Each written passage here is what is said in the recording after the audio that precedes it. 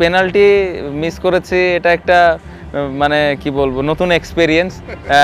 আর আমার তো সবসময় নেগেটিভ জিনিসগুলো সবার সামনে বেশি আসে।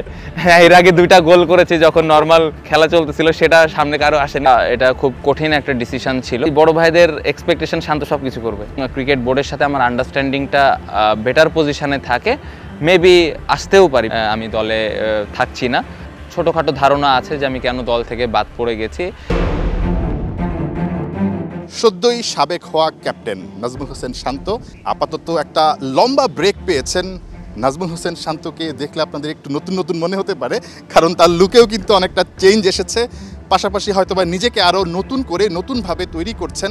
শান্ত, কেন ছিল আসলে আগে লম্বা চুল, আবার এখন বা এই শর্ট টাইমের মধ্যে কেন আবার পরিবর্তনটা? হ্যাঁ ছিল, বেশ কিছুদিন ছিল, কখনো লম্বা চুল রাখা হয়নি, বাট এবার রেখেছিলাম। বেশ কিছুদিন ছিল, বাট পরবর্তীতে মনে হলো যে আসলে মেনটেন করা কষ্ট হয়ে যাচ্ছে, সো এই কারণে। কোনো ধরনের শ্যাম্পুর ব্র্যান্ড আপনার সঙ্গে যোগাযোগ করেছিল এর মধ্যে?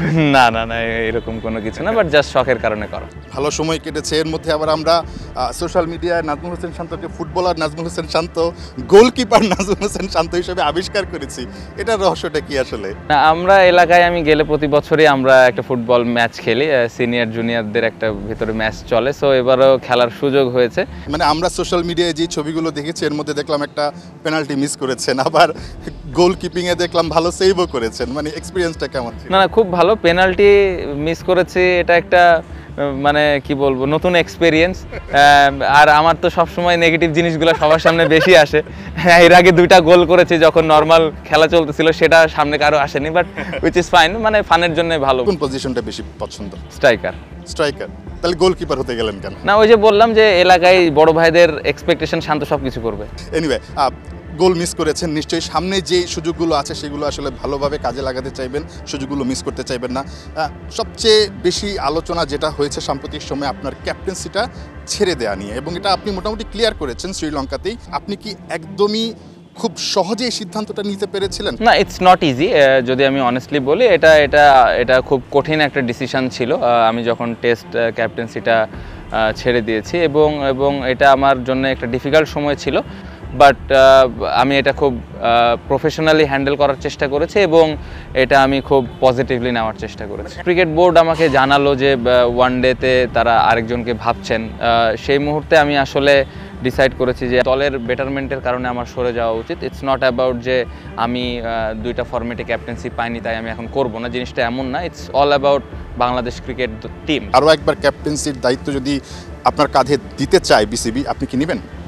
আমি সবসময় যেটা বলে থাকি যে একটা ক্যাপ্টেন লম্বা সময় যদি পায়, তার জন্য প্ল্যান করাটা সুবিধা হয়, এবং সে প্লেয়ারদেরকে ওইভাবে ওই ভরসাটুকু দিতে পারে। তো সব মিলে যদি সব কিছু মিলে যায় এবং ক্রিকেট বোর্ডের সাথে আমার আন্ডারস্ট্যান্ডিংটা বেটার পজিশনে থাকে, মেবি আসতেও পারি। বাট এই মুহূর্তে আসলে এই কোশ্চেনটা আসলে উত্তর দেওয়া আমার জন্য ডিফিকাল্ট, এবং এই বিষয়টা নিয়ে আমি আর বাড়তি কোনো ডিসকাশনও চাই না, কারণ এই মুহূর্তে আমাদের যে 2টা ক্যাপ্টেন আছে, আমি একটু আগে যেটা বললাম যে তাদের অনেক ইম্পর্টেন্ট একটা রোল, তারা বেশ কিছু সময়ও পেয়েছেন। আমি চাইবো যে তারাই দলটাকে নিয়ে সামনের দিকে এগিয়ে নিয়ে যাবে। আপনার চিন্তাটা কি আসলে টি20 ক্রিকেট নিয়ে আপনার ভাবনাটা কি?